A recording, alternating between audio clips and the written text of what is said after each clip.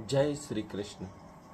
कर्नाटक और उसके आसपास के गांवों में मलेरिया और मच्छरों से जनित होने वाली बीमारियां पूरी तरह समाप्त हो गई हैं, क्योंकि वह अपने घरों के बाहर पानी को भरकर रखते हैं और लार्वा बनने से पहले ही 2-3 दिन बाद उस पानी को धूप में बहा देते हैं।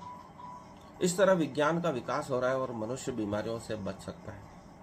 यह प्रयोग पूरी मानव जाति करे तो मलेरिया और मच्छरों से जनित डेंगू, फाइलेरिया इत्यादि बीमारियों से बच सकता है, क्योंकि हमें उस मच्छर के विकास की प्रक्रिया को समझना होगा। हम 3-4 दिन से ज़्यादा भरा हुआ पानी रखते हैं कूलर में, अपने पात्रों में, और वह घरों के भीतर रखा रहता है और वही मच्छर पैदा होकर हमें काटते रहते हैं। मच्छर साफ पानी में अंडे देता है और उससे लार्वा बनते हैं और लार्वा ही बड़ा होकर फिर मच्छर बनकर पानी के बाहर आकर हमें काटता है।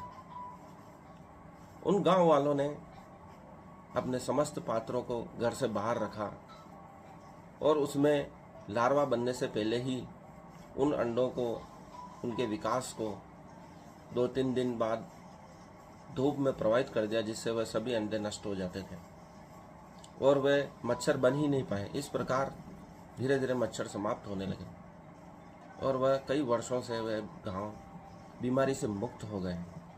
इस प्रकार विज्ञान का विकास हो रहा है और मनुष्य नए नए प्रयोग करके विज्ञान के आधार पर बीमारियों से बच रहा है और तकनीक के द्वारा सुख सुविधाओं का निर्माण कर रहा है। न्यूटन के नियम कभी पूर्ण सत्य माने जाते थे, जब तक कि फैराडे, मैक्सवेल और आइंस्टीन के सिद्धांत हमारे सामने नहीं आए। इससे हमारी समझ बढ़ी। इससे हम पुराने नियमों को छोड़ने में हमें कोई कठिनाई नहीं हुई, क्योंकि हमें नए नियम समझ में आ गए थे। इसलिए कृष्ण भी हमें नियम समझा रहे हैं। जब समाज पुराने नियमों से नहीं चलता है तो उन्हें नए नियमों की आवश्यकता होती है। यह एक विकास यात्रा है जो पुराने नियमों से ही निकलती है। इसलिए कहा गया, गीता में ही है शांति, बाकी सब है भ्रांति। विज्ञान का विकास होता रहता है।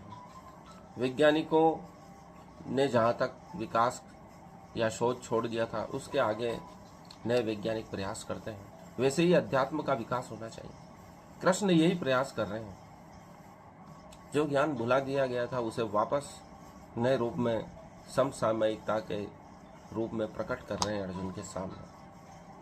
अभी इस पृथ्वी पर सबसे महत्वपूर्ण क्या है, कृष्ण उसकी बात कर रहे हैं। अर्जुन को समझा रहे हैं कि आज